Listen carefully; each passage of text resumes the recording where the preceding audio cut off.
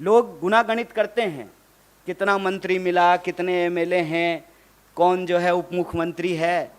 ये सारा गुणागणित तब होगा ना जब देश के भीतर सरकार गठन की प्रक्रिया पारदर्शी तरीके से चलती रहेगी।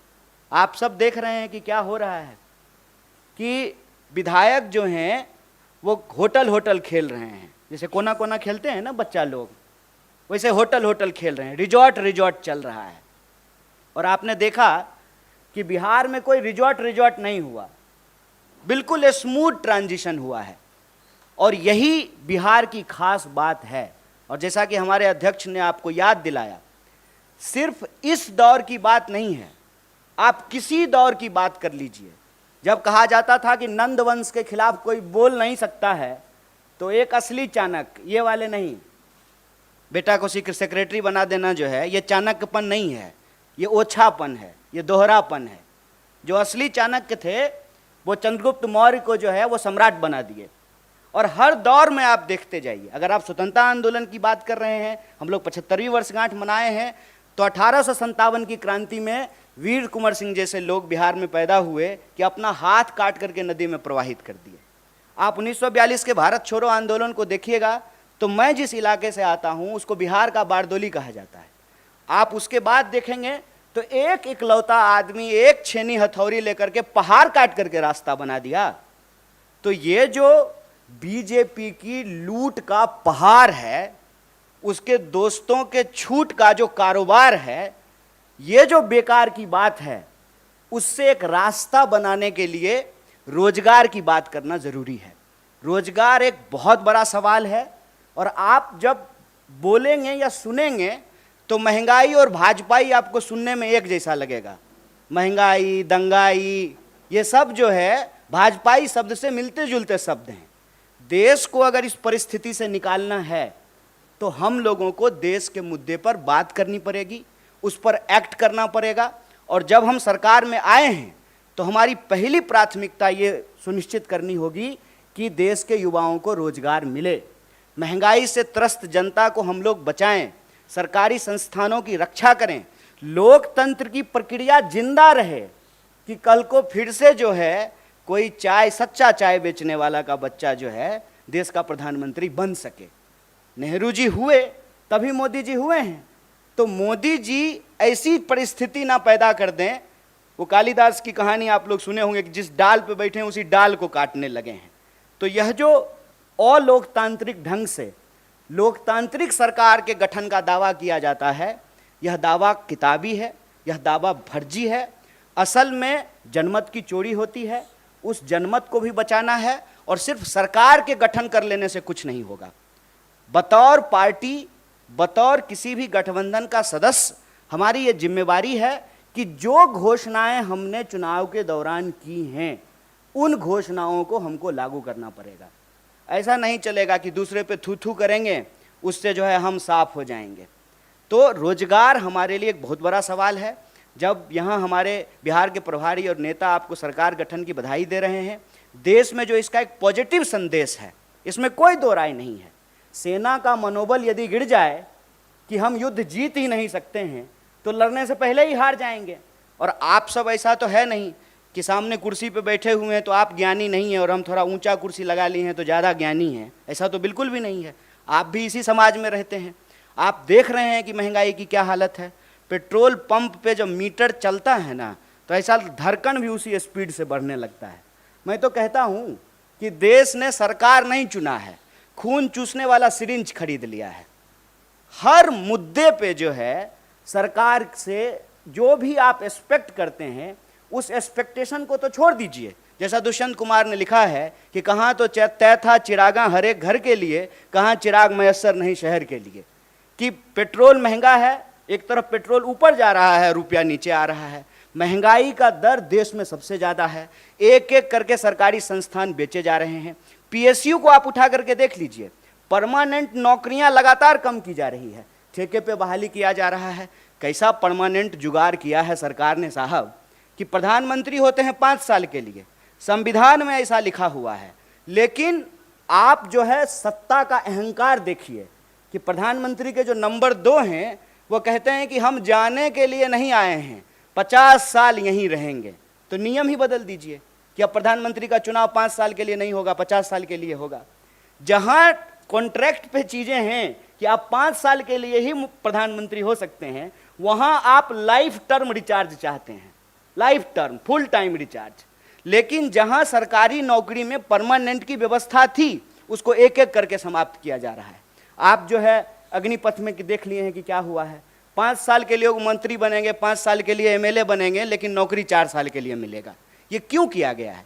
ताकि श्रम की चोरी की जा सके, ग्रेच्युटी ना मिले, पेंशन ना मिले, आपको कोई सुरक्षा ना मिले। और ये ऐसा नहीं है कि सिर्फ एक सेक्टर में हो रहा है, सारे सेक्टर में रोजगार की यही हालत है। तो बिहार में आज रोजगार का सवाल है, पूरे देश में रोजगार का सवाल है। इसीलिए हम कह रहे हैं कि छोड़िए बेकार की बात, ये मौका है कि कीजिए रोजगार की बात। और ये मौका तब और पैदा हो जाता है जब भाजपा विपक्ष में बैठ जाती है। ये बात मैं कह रहा हूं, इस बात को आप सब लोगों ने देखा होगा कि इस देश में बीजेपी विपक्ष की भूमिका बहुत अच्छे से निभाती है। ज्यों ही बीजेपी विपक्ष में गई, रोजगार की बात करना शुरू कर दी। इसीलिए मैं आप लोगों के माध्यम से देश को अपील करना चाहता हूं कि आप चाहते हैं कि इस देश में रोजी रोटी, कपड़ा, मकान, शिक्षा, स्वास्थ्य, सड़क, बिजली, पानी, ये राजनीति का मुद्दा रहे, तो भाजपा को विपक्ष में बिठाइए। भाजपा को ज्यों ही विपक्ष में बिठाइएगा, और स्मृति ईरानी जी सिलेंडर लेकर के आपको रोड पे दिख जाएंगी। भाजपा को अब ज्यों ही विपक्ष में बिठाए बिहार में, तुरंत वहां पे रोजगार की बात होनी शुरू हो गई। 10 लाख, 20 लाख, जब 10 लाख और 20 लाख का बात होगा तो 2 करोड़ रोजगार का भी बात होगा ना। तब देश का बहस जो है वो हिंदू मुसलमान से निकल करके काम पे आ जाएगा। जब काम पे बात होने लगेगी, अपने आप हिंदू मुसलमान पे बात नहीं होगी। तो जो देश के मुद्दे हैं, उन मुद्दों पर देश में बात हो। और जो एक अंधेरे का वातावरण बनता जा रहा था ना कि भाजपा तो अजय है, इसको हराया नहीं जा सकता है, ए साहब ये बिहार है, संभल के रहिएगा।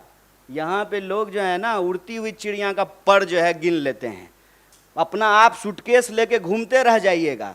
हम अपना श्रम बेचते हैं, पूरे देश में जाकर के मजदूरी करते हैं, श्रम बेचते हैं, ईमान नहीं बेचते हैं। इस बात को याद रखिएगा। बिहार में कहावत है, चलनी दुसलक सूप के। जिस चलनी में अपने 75 छेद हो, वो दूसरे का छेद दिखा रहा है। बताइए, देश के गृह मंत्री पे तरीपार होने का आरोप नहीं है, तरीपार थे, और वो बाहुबल की बात कर रहे हैं। बेईमानी से विधायक को ऐसा लग रहा है जैसे पार्सल का पैकेट हो, कभी असम जा रहा है, कभी गोवा जा रहा है। ये बाहुबल नहीं है, यह आपराधिक काम नहीं है। और बिहार में कौन ऐसा दल है, कौन ऐसा दल है कोई दल? ये सब मुद्दा भटकाने की बात है। मैं तो नीतीश जी को धन्यवाद देना चाहता हूँ। नीतीश जी अपने एक कार्रवाई से ना बहुत लोगों का कैरियर सेट कर देते हैं। अभी देखिए कि नीतीश जी मुख्यमंत्री हैं, गठबंधन के साथ ही बदल लिए हैं, ठीक है। तो सुशील मोदी जी भी मीडिया में आने लगे हैं। उन्हीं का पार्टी ने उनको साइड कर दिया था। कौन उनको डिप्टी सीएम के पोस्ट से हटा दिया? नीतीश जी हटा दिए कि यही लोग हटा दिए? देखिए, ये सब ना हमारे यहाँ कहावत है, छपास का बीमारी होता है कुछ लोगों को, कुछ भी पकड़ करके कुछ भी बोलेंगे। अरे कोई लॉजिक का बात कीजिए। राजनीति में कौन ऐसा नेता है जिस पे केस नहीं होता है? और सारे केस सही होते हैं। किसी के पास 18 मुकदमा है, 17 मुकदमा है। आप चुनाव लड़िएगा, कोई आप कैंडिडेट हैं, आपको पता भी नहीं है, बिजली के पोल पे जो है कोई झंडा लगा दिया है, आचार संहिता का उल्लंघन हो गया, आपके ऊपर केस हो गया, और आप एपीयर नहीं होइएगा, आपके खिलाफ वारंट जारी हो जाएगा। कानून की अगर बात कर रहे हैं तो कानून की भाषा में बात कीजिए। कोई भी अपराधी तब तक अपराधी नहीं है जब तक न्यायालय ने उसको अपराध साबित नहीं कर दिया हो। ये सब राजनीतिक छीटाकशी है। हम आज पॉजिटिव मुद्दे को लेकर के आपके बीच आए हैं, और हम चाहते हैं कि हेडलाइन मैनेजमेंट का जो भाजपा का तरीका है ना, उसमें हाथ जोड़ करके आप भी मत पड़िए। आज सवाल बिहार के विकास की होनी चाहिए। बिहार में 12 करोड़ से ज़्यादा पॉपुलेशन है, सबसे ज़्यादा पलायन है, तमाम विभाग में रिक्तियाँ पड़ी हुई है। पीएचसी में जो है डॉक्टर नहीं है, स्कूल में जो है टीचर नहीं है। उन सारी रिक्तियों को कैसे भरा जाएगा? नौकरियां कैसे मिलेगी? रोजगार के नए साधन कैसे पैदा होंगे? स्मॉल स्केल और मीडियम स्केल इंडस्ट्रीज को कैसे लगाया जाएगा? ह्यूमन रिसोर्स मैनेजमेंट कैसा किया जाएगा? पंजाब में जाकर के धान काट सकते हैं और अपने खेत में जो है धान नहीं उगा सकते हैं। दूसरे शहर में जाकर के रोड बना सकते हैं, अपने राज्य का सड़क नहीं बना सकते हैं। गुड़गांव में जाकर के आप जो है कॉल सेक्टर में जाकर के काम कर सकते हैं, सर्विस सेक्टर में काम कर सकते हैं। पटना में कॉल सेंटर नहीं खुल सकता है, मुजफ्फरपुर में कॉल सेंटर नहीं खुल सकता है। पॉजिटिव बात कीजिए। 20 साल से तो भटका ही रहे हैं बिहार के ये लोग, और ये भी सरकार में शामिल थे। कोई मुकदमा नया हुआ है? जब आपका सरकार था, अभी कुछ ही दिन पहले था ना, तू मैं, इसका कोई जवाब है? माने ये अगर हम भी कहेंगे तो गलत होगा कि नीतीश जी जब भाजपा के साथ रहेंगे तो सांप्रदायिक हो जाएंगे और हमारे साथ आएंगे तो धर्मनिरपेक्ष हो जाएंगे। ये सब राजनीति में चीज़ों को भटकाने की बात है। और ये ना ब्रिटिशर्स की पॉलिसी थी, डिवाइड एंड रूल। और ये जो ब्रिटिशर्स के साथ जासूसी करते थे, इनका रूल है डाइवर्ट एंड रूल। डाइवर्जन में मत फंसिए, मुद्दे की बात कीजिए। किसी के ऊपर अगर कोई केस है तो न्यायालय उस पर फैसला करेगी, पुलिस उसको पकड़ेगा। जबरदस्ती से न्यायपालिका का सवाल कार्यपालिका पे ले आइएगा, कार्यपालिका का सवाल विधायिका पे लेके चले जाइएगा, ये तो वही बात हो गई ना। वित्त का जवाब जो है रक्षा मंत्री दे रहा है, रक्षा मंत्री का जवाब जो है वित्त मंत्री दे रहा है, और जिसको बोलना चाहिए, जिसको घूमना चाहिए, वो नहीं बोल रहे हैं, वो घूम नहीं रहे हैं। प्रधानमंत्री विदेश मंत्री बन करके जो है वास्को डी गामा की तरह दुनिया का चक्कर लगा रहे हैं। जिम्मेदारी फिक्स होना जरूरी है, और हमारी जिम्मेदारी ये है एज ए अलायंस पार्टनर कि सरकार ने जो वादे किए हैं वो डिलीवरेबल कैसे हो, जनता के बाद पास जो है वो कैसे पहुंचे, ये मुद्दा हमारा है। प्लीज किसी तरह के डाइवर्जनी प्रैक्टिस में हम लोगों को फंसने की जरूरत नहीं है। गड़बड़ा गए सर आप, नहीं आप गड़बड़ा गए, क्योंकि आप मेरा बात को भाषण समझ लिए। भाषण सुनना था तो 15 अगस्त को प्रधानमंत्री का सुनते, कि जिस दिन बोले नारी का सम्मान होगा, उसके बाद बलात्कारियों को माला पहनाया गया। हम भाषण नहीं देते हैं। गड़बड़ा गए इसीलिए सवाल पूछने में। बाय इलेक्शन कवर किए थे ना, यहाँ प्रभारी बैठे हुए हैं, साथ में चुनाव लड़े थे कि अलग में लड़े थे? है ध्यान आपको? बिहार में अभी बाय इलेक्शन हुआ था, कांग्रेस और आरजेडी अलग लड़ी थी कि नहीं लड़ी थी? कोई परसेप्शन बना लीजिएगा, उसी पे खेलते रहिएगा। कोई बॉल आएगा छक्के मारना है। फैक्ट की बात कीजिए। अध्यक्ष अलायंस में नहीं थे, अलायंस में थे, हैं, रहेंगे, लेकिन अलायंस में नहीं भी थे। ऐसा नहीं है कि एक ही तरह से राजनीति चलते रहती है। और अगर आप इतना फैक्ट की बात कीजिएगा, भाषण नहीं समझिएगा, अगर उसको फैक्ट समझिएगा, तो एकमात्र पार्टी है कांग्रेस पार्टी जो कभी बीजेपी के साथ नहीं गई है। तो क्या इस देश में कोई राजनीतिक नया राजनीतिक पटकथा नहीं होगा? जीवन में कोई घटनाक्रम नहीं होगा? आप बच्चा से जुआन नहीं हुए हैं तो जुआन से बूढ़ा नहीं होइएगा। ये तो जीवन की स्वाभाविक प्रक्रिया है। हम अभी का बात बता रहे हैं आपको। एमएलसी का चुनाव हुआ था अध्यक्ष जी, हम आरजेडी के साथ नहीं थे, अलग चुनाव लड़े थे। 20 साल से साथ में हैं। ऐसे नहीं करिए, सब फैक्ट की बात कीजिए।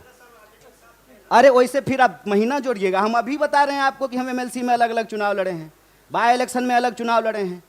ऐसे ही देखिए, बात को घुमाने के लिए तो कुछ भी बोल देंगे, लेकिन फैक्ट का बात यह है कि ये सरकार एक मुद्दे पे बनी है।